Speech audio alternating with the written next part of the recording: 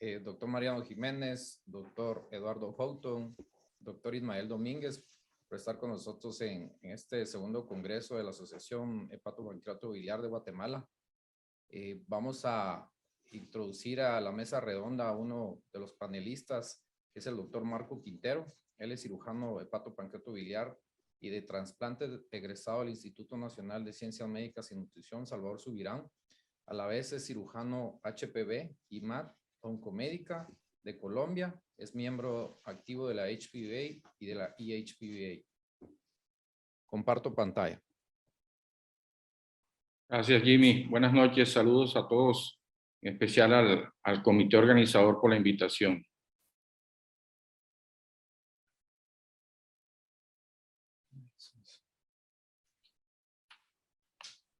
Pues este es un caso interesante manejado en el Instituto Guatemalteco de Seguridad Social.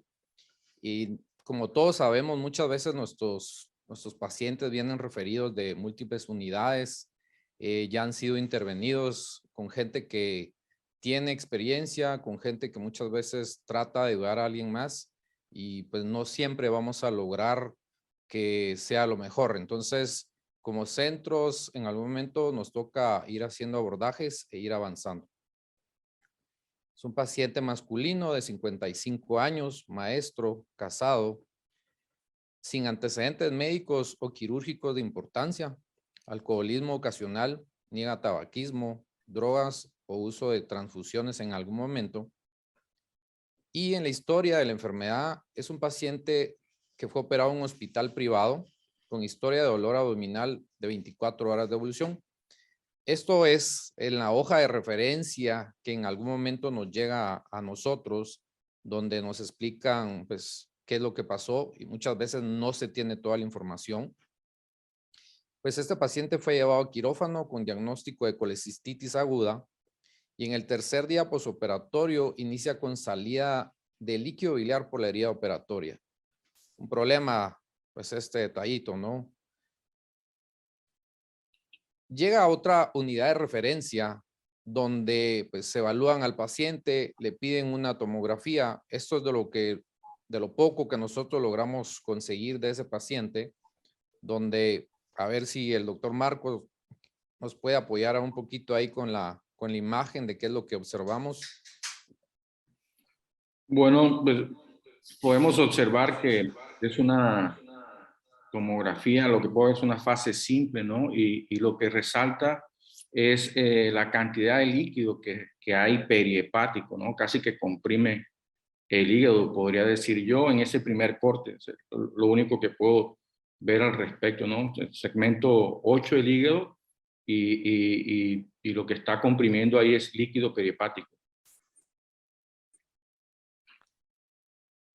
Seguro el doctor Mariano Jiménez y Eduardo Houghton probablemente ya van con la idea de que esto se le va a tener que hacer un drenaje percutáneo. Sin embargo, pues este paciente fue manejado en una unidad donde no cuenta con todos los recursos. Sin embargo, pues solamente es una unidad de referencia que pues manda a nuestros pacientes al hospital nuestro. Y pues es llevado a sala de operaciones donde encuentran un bilioperitoneo por lesión de vía biliar. Los hallazgos transoperatorios que ellos colocan es material biliar de más o menos unos 600 cc. No se logró identificar el área de fuga biliar y pues ellos colocan que se sospecha una lesión. El hígado lo encuentran de aspecto cirrótico, por lo que el procedimiento que ellos colocaron fue una laparotomía exploradora, drenaje de bilioperitoneo, toma de biopsia hepática en cuña y una sonda de alimentación para dirigir la fístula biliar. ¿Alguna pregunta con estos hallazgos al momento? No, creo que creo que estuvieron muy bien, creo que lo que tenían que hacer era esto. Está bien que si pensaron de que era un hígado cirrótico, hacer una biopsia, parece bien. Hay que recordar que la biopsia en cuña hay que tratar de hacerla con una pistola de biopsia y no en cuña, porque la cantidad de componentes portales en una cuña es muy baja, Aunque uno saque un buen pedazo de hígado, es muy baja, es mucho mejor con una aguja, una pistola de biopsia, pero a veces no hay en quirófano. Habría que insistir para que haya porque es algo barato. Entonces siempre tendría que haber. Y después, cuando uno dice el drenaje percutáneo de un coloperitoneo, sí, porque cuando lo vas a operar, muchas veces pasa lo que les pasó a esta gente. No encontraron la fístula. Entonces, los drenajes percutáneos podría evitarle una cirugía.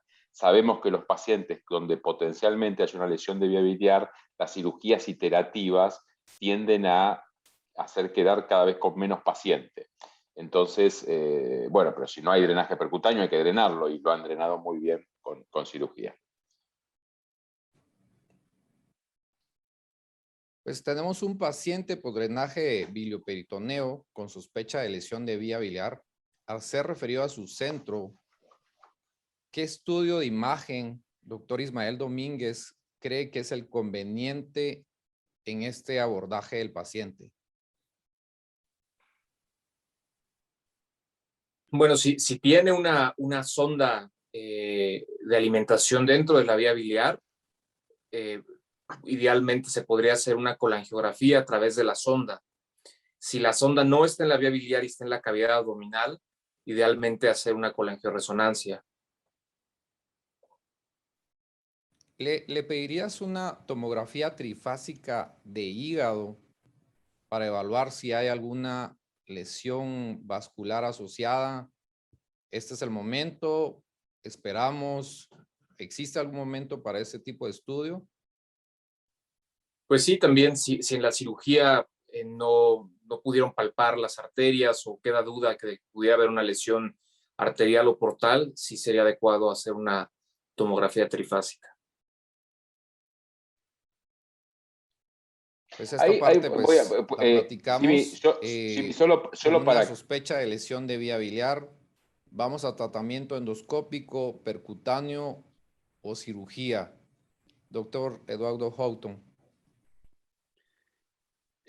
Bueno, con respecto primero a la imagen, yo creo que el estudio que pediría sería primero una resonancia magnética con colangioresonancia, porque lo que me va a dar primero es la dimensión, la cantidad de coloperitoneo que tiene, y hago un solo estudio, y por otro lado que me va a dar una anatomía, la anatomía completa de la vía biliar, porque lo que puede pasar con la fistulografía es que por ejemplo, tengamos una sección del posterior derecho, por ejemplo, y la sonda quedó puesta en la vía biliar principal y no se va a teñir el posterior derecho, y si el que está haciendo el estudio no está pensando en esa posible lesión, va a pasar inadvertido y va a quedar como que es una lesión lateral de la vía biliar.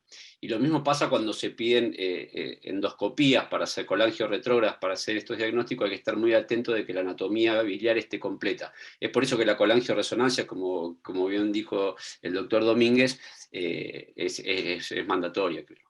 Y con respecto al drenaje, si endoscópico, percutáneo o vamos a cirugía, si vamos a cirugía o no, creo que depende del momento en el cual está hecho el diagnóstico del coloperitoneo y de si está asociado a infección o no. Y con respecto a si es endoscópico o percutáneo, va a depender del tipo de lesión y la capacidad del centro para resolver por vía endoscópica o percutánea. Creo que esa sería la respuesta. No sé qué opina doctor Jiménez. No, yo solamente acerca de los estudios. Yo, sin lugar a dudas, este paciente... A ver, estamos hablando de que podemos pedir lo que querramos, ¿no es cierto? Porque decir, bueno, no tengo acceso a una resonancia, bueno, después vemos. Pero si tuviésemos acceso a lo que quisiéramos, este paciente tiene que tener una resonancia. Yo, la verdad, no le pediría, si le puedo pedir la resonancia, no le pido la tomografía trifásica. ¿Por qué?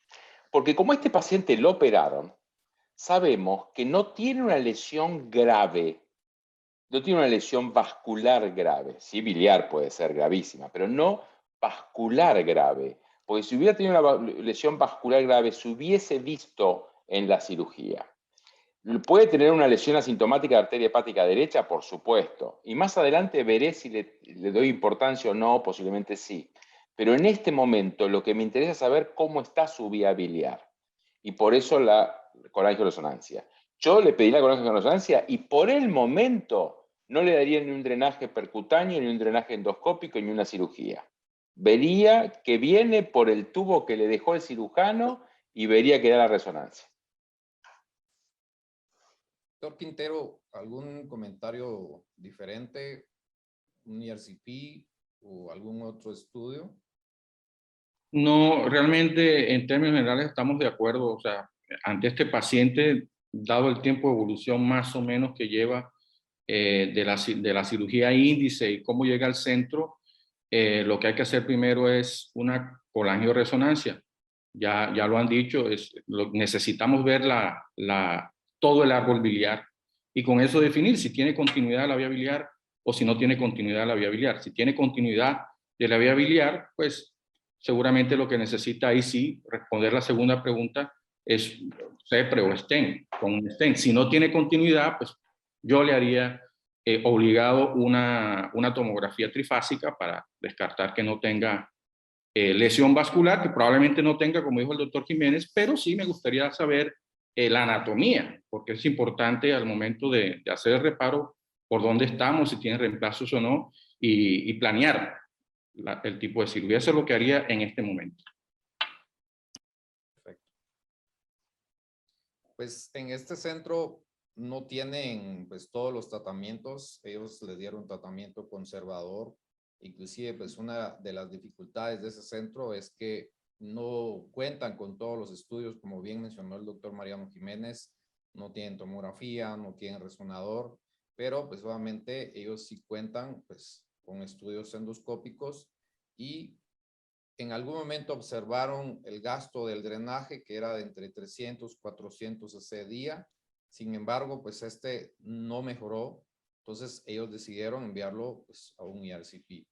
Esta es la imagen que pues, nos compartieron y pues yo sé que no, pues, no somos gastroenterólogos, pero algo de la práctica que pues, llevo del Instituto de Nutrición en algún momento es que acompaña a tu paciente, ve y observa qué le van a hacer los gastroenterólogos o el ceprólogo y pues alguno que me pueda ayudar con la imagen.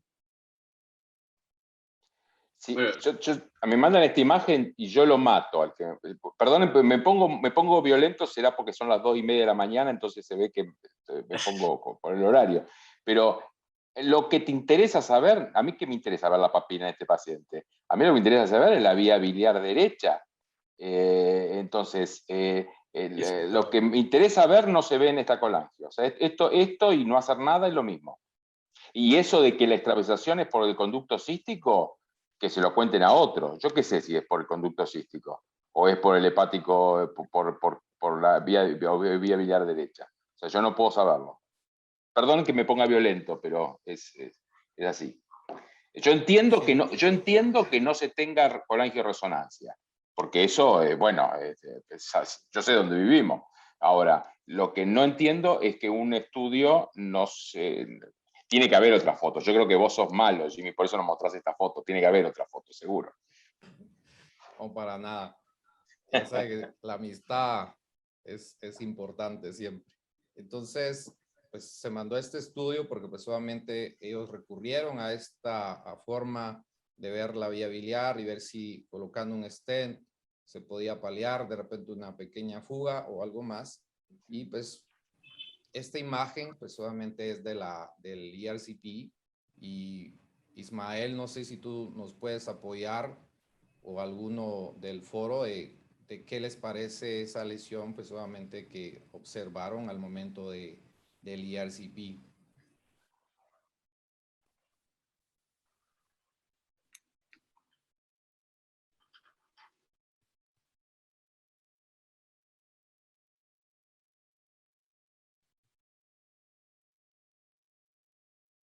Parece que no escucho, Ismael.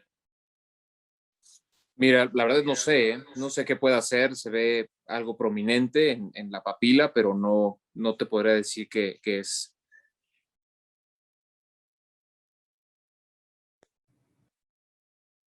¿Alguno que por esta imagen le haga sospechar que puede ser algo benigno, maligno? Yo sé que el reporte histopatológico definitivamente es el concluyente, pero Pues con esto nos puede orientar a algo más. Sabemos que entramos con, es un paciente con un bilioma, pero pues se manda a hacer un ERCP, como bien mencionó el doctor Mariano Jiménez, pues no es el estudio que nosotros inicialmente como cirujanos, HPV o de cirugía intervencionista hubiésemos hecho pues, al principio. Sin embargo, toda esta información pues es lo que se manejó en este centro y pues es lo que nosotros traspolamos.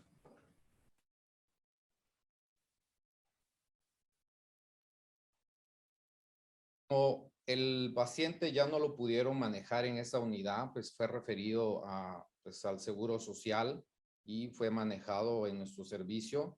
El paciente al examen físico, pues estos son los signos vitales. Un índice de masa corporal prácticamente normal, anictérico, con una incisión subcostal extendida hacia el lado izquierdo y ellos no tienen drenajes, entonces lo que dejaron fue una sonda de alimentación dirigido hacia el área donde pues creían que era donde tenía la fuga biliar. Los laboratorios de ingreso, 11,000 blancos, hemoglobina en 8.2, los tiempos de coagulación bien, glicemia bien, una función renal aceptable, albúmina que pues en nuestro centro se pide pues porque la mayoría de nuestros pacientes en la región son pacientes que están desnutridos y pues esto es un parámetro que definitivamente ayuda. Y aquí podemos ver las pruebas de funcionamiento hepático, donde vemos una fosfatasa y una GGT levemente elevadas y bilirrubinas totales en 0.5. Entonces tenemos el contexto de un paciente con una lesión de vía biliar Strat-Vera, fallido al tratamiento endoscópico, con una obstrucción de la vía biliar secundario a una neoplasia a etiología y un paciente con cirrosis hepática Child A por la nota de referencia que ellos nos enviaron. Con estos diagnósticos y con lo que nosotros tenemos, ese paciente se le podría dar tratamiento ambulatorio y esperar resultados de la biopsia o haríamos algún otro estudio pues ya teniendo pues una lesión que todavía no tenemos la patología porque muchas veces esos resultados con los patólogos en nuestros centros es muy tardado. Entonces, ¿alguno tomaría ese tipo de tratamiento? Y la otra pregunta sería, ¿seguimos con la sonda de alimentación o vamos a un drenaje transparieto-hepático? ¿No le dejaron un stent? Dejaron stent porque no lograron canular la vía biliar. Entonces, la obstrucción de la lesión era lo que no permitía que pudieran colocar el stent. Oh, necesitamos una imagen porque, y la biopsia, porque acá, no, acá primero es que más allá de la biopsia, vos necesitas una tomografía o resonancia, la que quiera, cualquiera de las dos cosas en este momento, para tomar una conducta. Primero, para saber si es una enfermedad localizada, una vez que esté la biopsia, de enfermedad localizada o no, y segundo, para ver si tiene hipertensión portal, porque el tema de que tenga cirrosis está también implicado que tenga hipertensión portal, porque eso te va a condicionar que vos le puedas o no hacer un tratamiento quirúrgico resectivo. O sea que claramente volvemos a lo mismo. Ahora sí, mientras esperás la biopsia duodenal de la ampolla, tenés que hacer una tomografía computada o resonancia. Sí, ¿Te parece? totalmente. Y creo también si uno sospecha que esto puede ser como diagnóstico diferencial un ampuloma, tendría indicación de una econdoscopía para evaluar la profundidad y ver si puede tener algún tipo de tratamiento endoscópico. Si está available. Sí, exacto.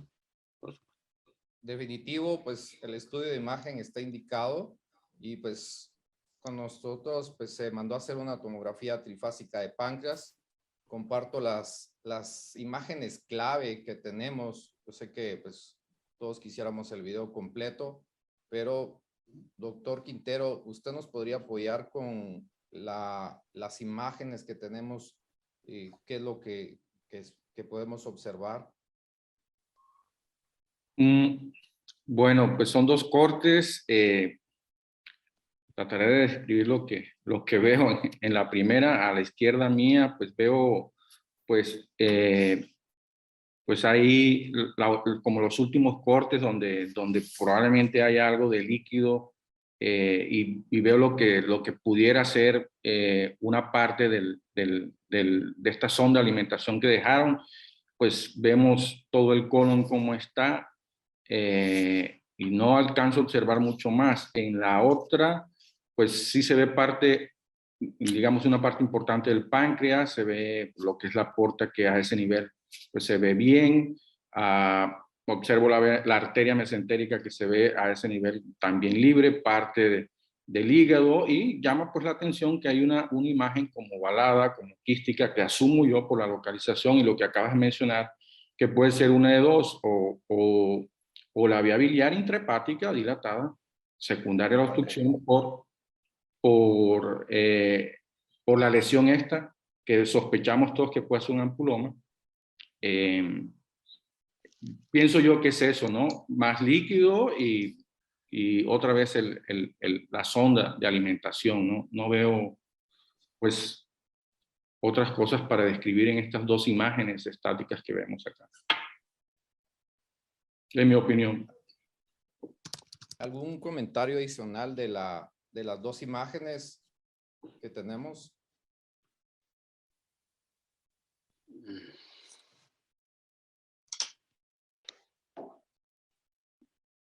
No sé. Más comentario, preguntas. ¿Se veía en la tomografía datos de hipertensión portal, o sea, venas colaterales, esplenomegalia? ¿Había algún dato de hipertensión portal? Pues sí, esta imagen que vemos en pantalla, donde se ve la luz del duodeno y se ve la presencia de ese tumor que inicialmente se vio en la endoscopía, y pues la dilatación de la vía biliar. Lo vascular, arterial, venoso, pues sin invasión y no datos de hipertensión portal. Lo único referido eran los hallazgos de transoperatorios que lo reportaban como una cirrosis hepática, y eso por lo menos a ese momento de la evaluación.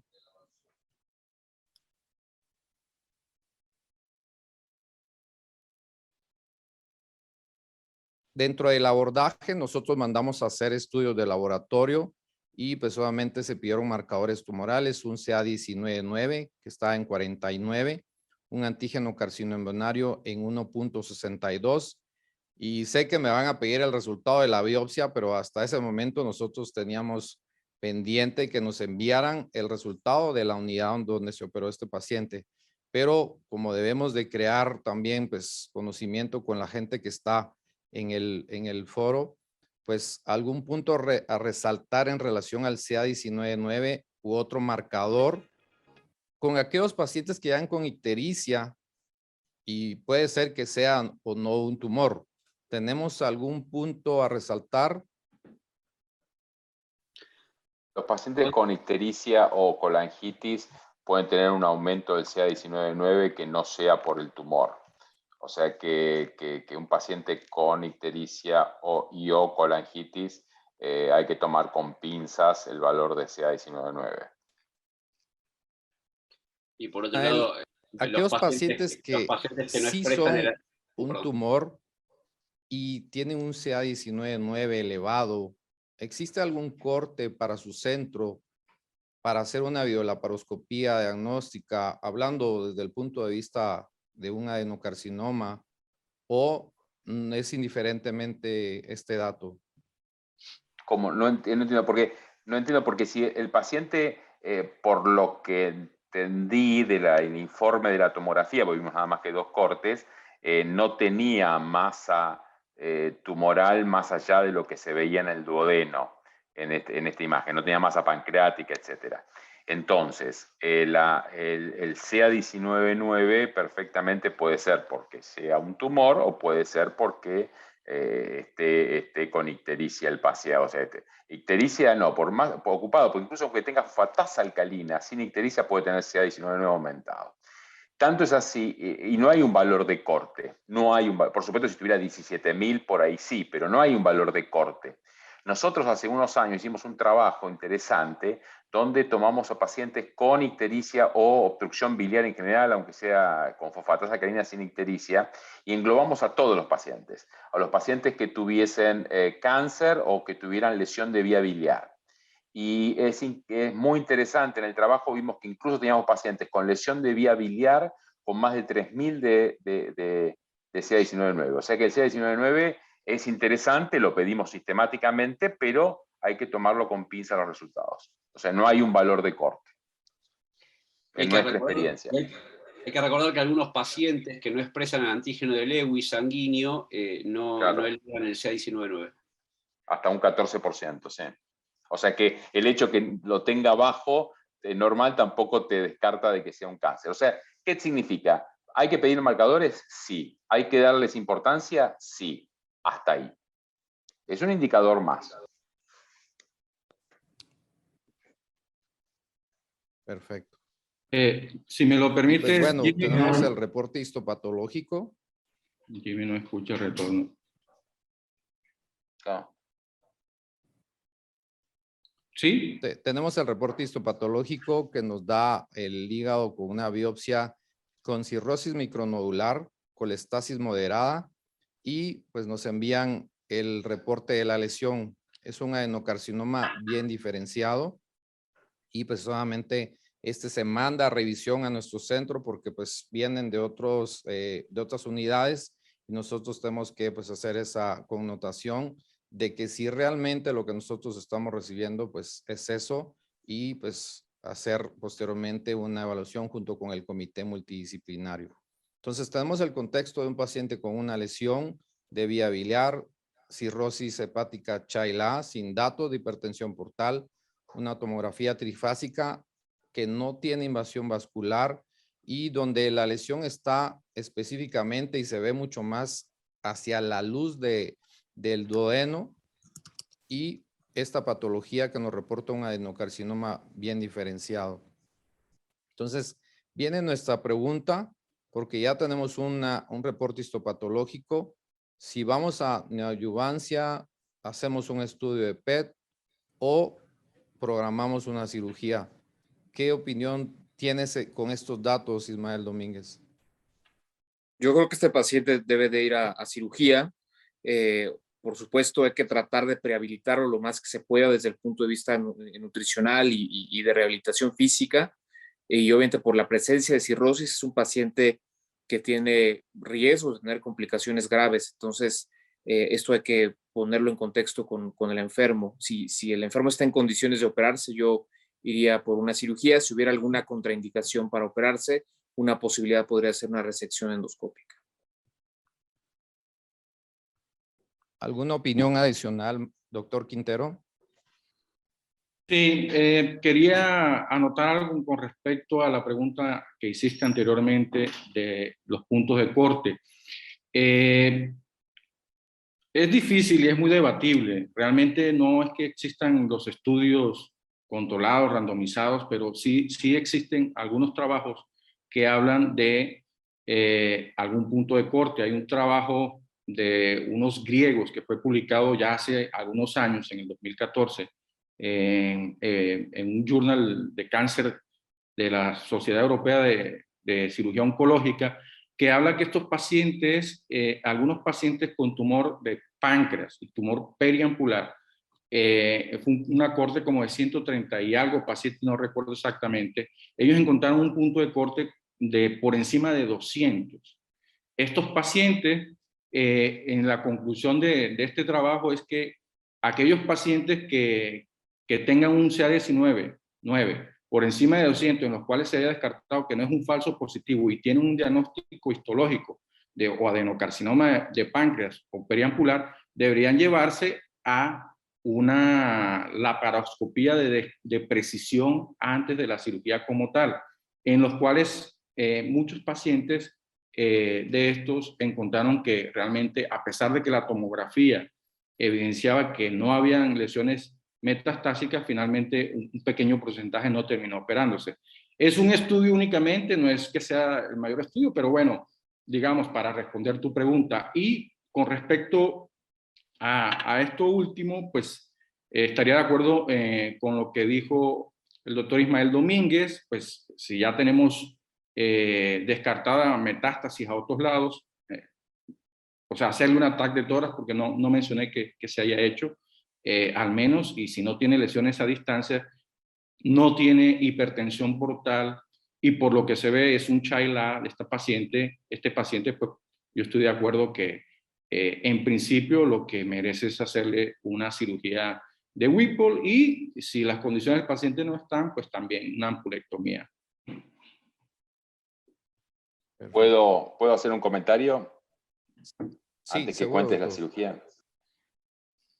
Varias cosas. Primero, lo que condiciona la cirugía de este paciente, más que la cirrosis, es que tenga o no tiene hipertensión portal. Vos dijiste que no tiene, o sea que este paciente tiene que ir a cirugía sin PET.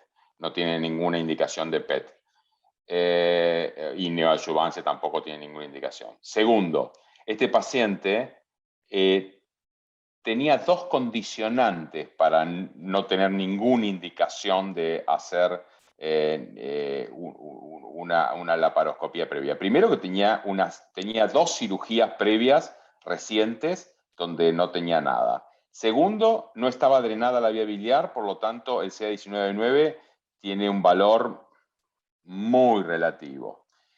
Y tercero, hoy, está bien, la tomografía que nos mostraste era interesante, no era una tomografía de un nivel superior o una resonancia de un nivel superior, pero hoy, si vos tenés estudios por imágenes de buen nivel, de primer nivel, la laparoscopía diagnóstica en cáncer de cabeza de páncreas no tendría indicación. La estadificadora no tendría indicación. Entonces, no. Bueno, por supuesto, puede haber, si vos tenés un CA19 altísimo, pero si no, no tendría indicación hoy. O sea, los trabajos de hace más de 5 años no tienen sentido en este momento porque la calidad de imagen, hay muchísimos trabajos, esto está muy de moda y muy estudiado ahora por todo lo que es cirugía hepática principalmente también, pero el nivel de imágenes hoy hacen que la estadificación laparoscópica en cáncer de cabeza de páncreas no tendría un sentido hacerla. Ahora, si vos no tenés imágenes de calidad, bueno, tenés que suplirla de alguna manera, pero si las tenés, no. Digo porque comentaste que hay gente joven, etcétera. Bueno, la gente joven tiene que saber, si vos tenés imagen de calidad, no hace falta. O sea, si vos tenías resonancia para hacer, tienes que hacerla en el caso. Bueno, no la tenés, bueno, listo, no le hagas, pero sabé que tendrías que hacerla. Después ves si lo tenés o no. Doctor Eduardo, ¿algún comentario adicional al del doctor Mariano Jiménez? No, estaba en la misma línea. Entonces, este paciente, pues, en definitivo fue a tratamiento quirúrgico. De los hallazgos, pues, múltiples adherencias, se tuvo que esperar cierto tiempo para que pudiésemos entrar en un escenario, pues, un poco más aceptable. Dentro de lo que encontramos, pues, fue el conducto cístico, que no fue bien clipado. Definitivamente la presión que ejercía la obstrucción del adenocarcinoma en algún momento hizo que pues definitivamente ese clip se soltara y se manejara como una lesión de vía biliar, pues fue básicamente una fuga, y pues ahí podemos observar pues nuestra vía biliar y ese conducto cístico que en algún momento nosotros pues encontramos. Y se realizó la transección del páncreas, y de las preguntas es, al momento de esa transección, Ismael, ¿debemos hacerla con bisturí armónico, con electrocauterio, o qué es lo que tú te recomendarías? Mira, yo hago la transección con el armónico y la única razón para hacerlo con el armónico es porque creo que sangra menos. Solo hay que tener cuidado cuando uno se acerca al conducto pancreático de no quemar el conducto pancreático. Pero en realidad lo puedes hacer la sección con lo que quieras, con tijera, con bisturí, con armónico, con lo que tengas disponible. Marco, ¿algún comentario adicional? No, estoy de acuerdo. Yo en general lo hago con bisturí frío. Pues trato de ver, ¿no? Si el conducto es muy dilatado, usualmente utilizo el armónico y estoy de acuerdo que hace mejor hemostasia. Porque de lo contrario toca pues, invertir un poquito más de tiempo en hacer la hemostasia del lado del remanente, punto por punto. Pero sí, es indistinto, no hay nada ahí. Ok. Se hizo, como mencionó anteriormente el doctor Porras, pues una transección del estómago, pues por arriba del píloro. O podemos observar la vía biliar. Tratamos en la medida de lo posible que ese derramamiento de bilis pues no sea constante. Muchas veces dejamos esta parte pues para de último para que evitemos eso y más adelante lograr ese control. Podemos observar nuestras estructuras vasculares. Muchas veces usamos alguna de de las engrapadoras o vamos ligando uno a uno de los vasos para que logremos un control. Y pues ahí podemos observar nuestro hígado que sí definitivamente tiene cambios macronodulares. Sin embargo, no existían datos de hipertensión portal. Y pues esta es nuestra anastomosis pancreática y pues una de las preguntas en algún momento es el uso o no de tutores al conducto pancreático. ¿Qué evidencia científica tenemos? ¿Los debemos usar? ¿No los debemos usar? Va a depender si es un páncreas de alto o bajo riesgo o qué connotación adicional tenemos. Creo que la evidencia que existe con el uso de los stents favorece el uso de los stents externalizados más que de los stents internos y el uso parece tener utilidad en casos de fístula de alto riesgo con scores arriba de 7 de riesgo y lo que disminuye son las fístulas C, aunque aparentemente no disminuye en general si uno contempla fístulas CB y fugas bioquímicas. Marco, ¿algún comentario en relación al uso de los tutores? Pues estamos de acuerdo. Eso, digamos que está establecido en general. Uno intraoperatoriamente puede completar la fístula score, ¿cierto? Si es por encima de 7, pues tienes que utilizar estrategias de mitigación de la fístula, del impacto de la fístula, y uno de ellos es el stent. Si es un ducto de 3 milímetros o menos, pues tienes que utilizar el ferulizarlo, ¿no?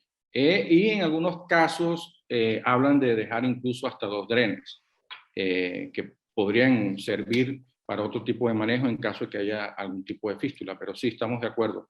Si es una fístula de alto riesgo, un paciente con alto riesgo de fístula, hay que utilizar estrategias de mitigación y una de ellas es la férula.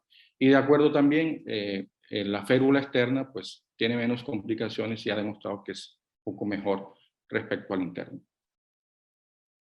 Doctor Jiménez, una pregunta.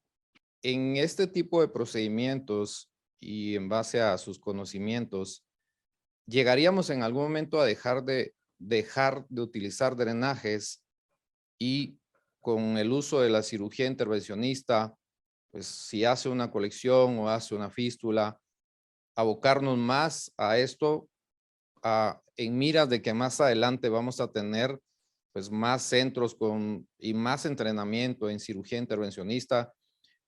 Usted lo ha platicado, la cirugía intervencionista es algo que en los cirujanos debe inculcarse desde el inicio. ¿Algún comentario?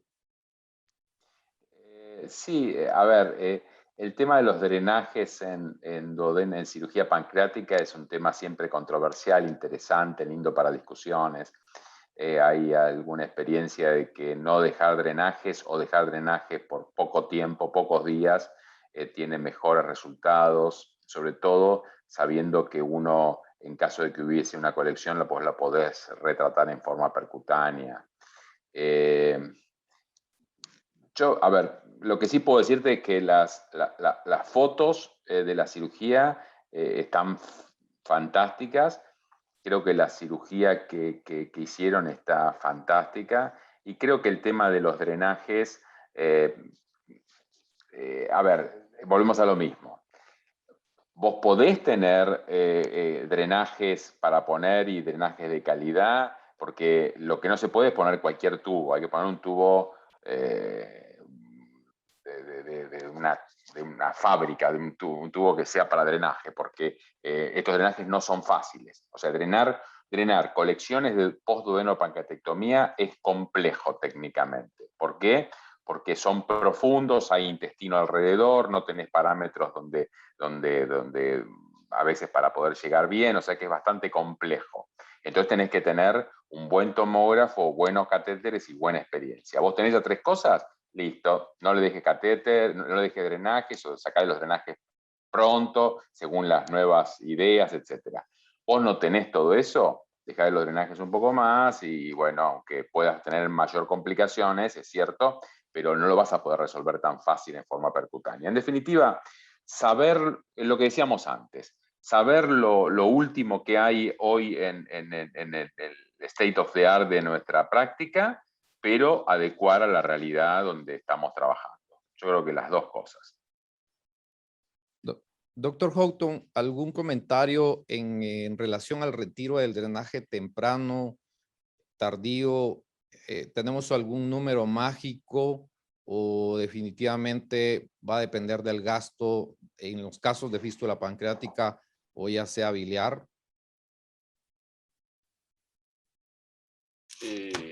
O sea, pero si ya está constituida la fístula, o sea, el drenaje no lo puedes sacar hasta que tengas un trayecto, porque si no se va a convertir en colección. Distinto es un drenaje que vos tenés negativo.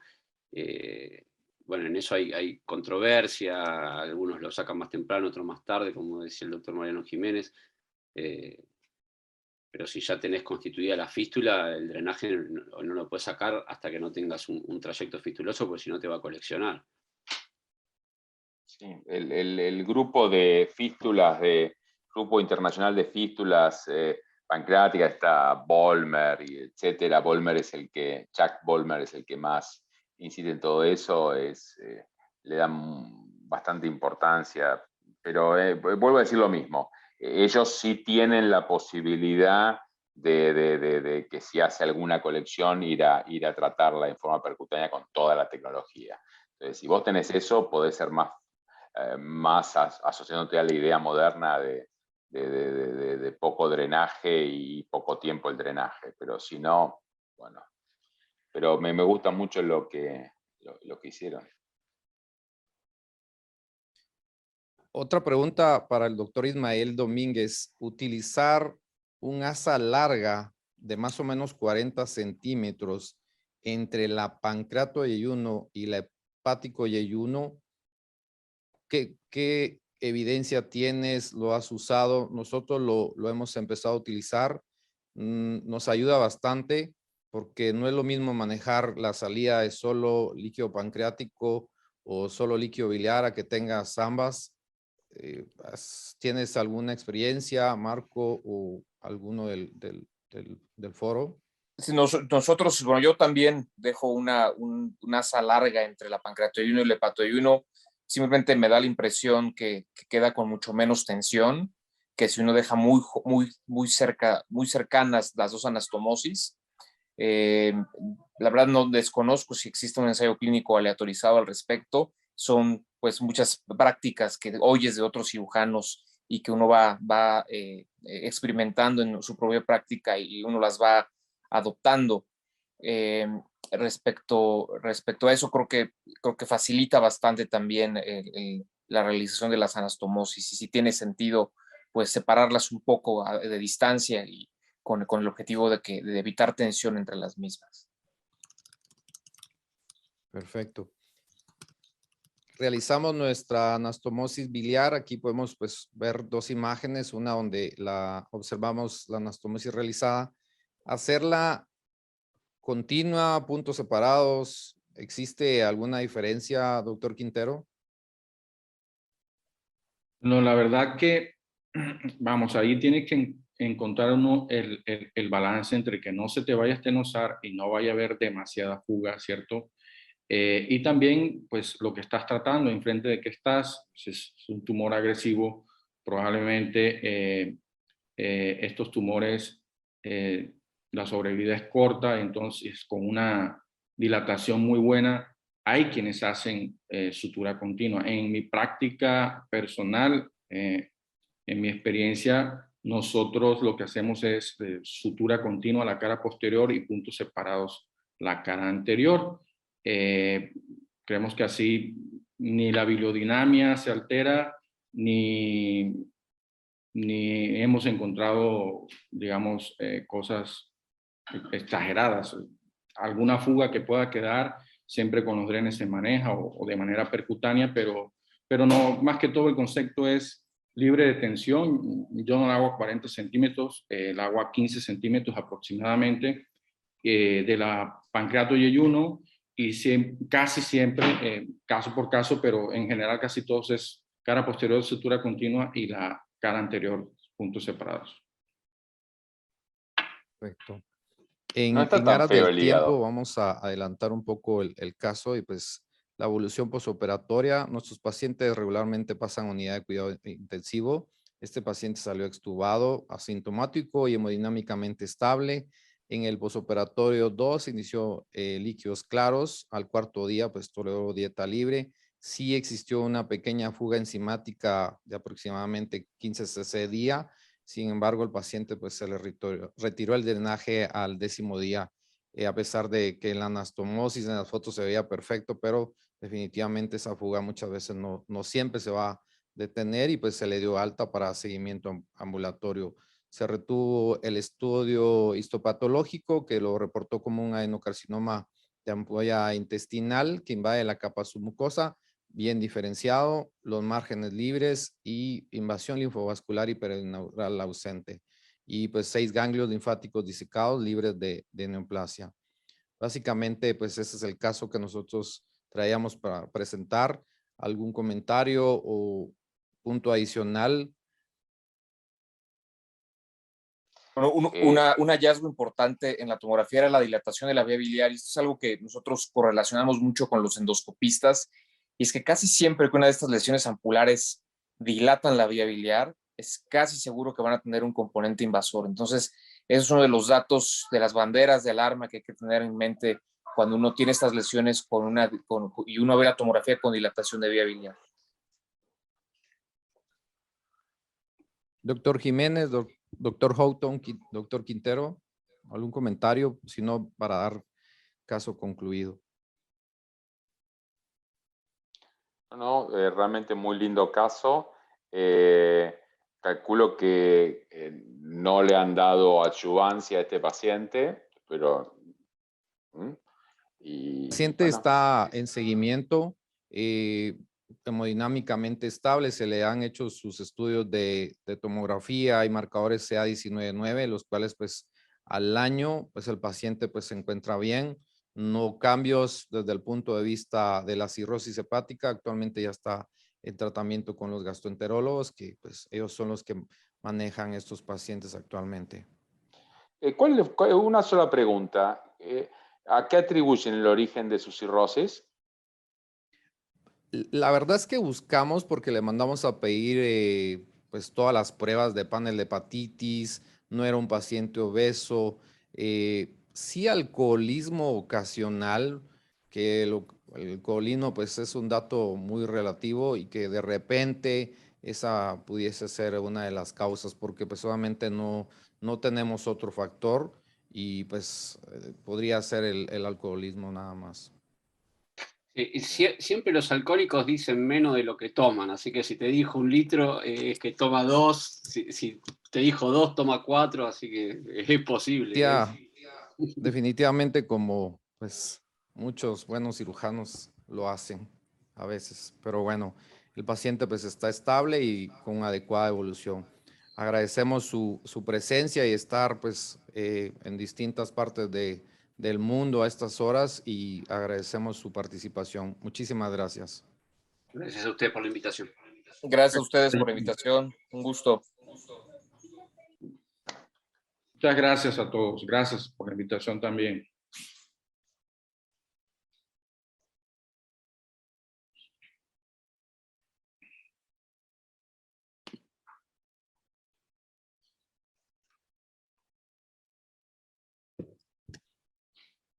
Bueno, con esto damos por finalizado el segundo módulo de nuestro segundo Congreso de Cirugía Hepatopancreato-Biliar.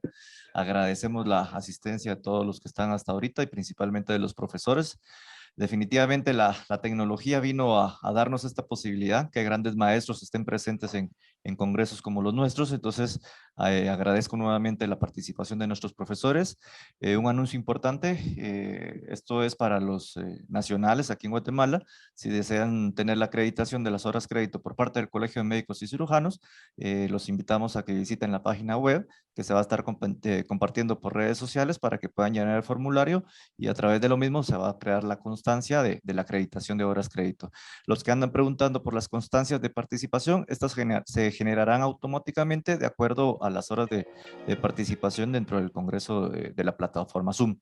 Y bueno, no me queda más que volver a agradecer la presencia de todos los que estamos hoy conectados y los invito mañana a nuestro último día de congreso. Vamos a tener el módulo 3 correspondiente a vía biliar y trasplante hepático. Muchas gracias a todos y que tengan buena noche.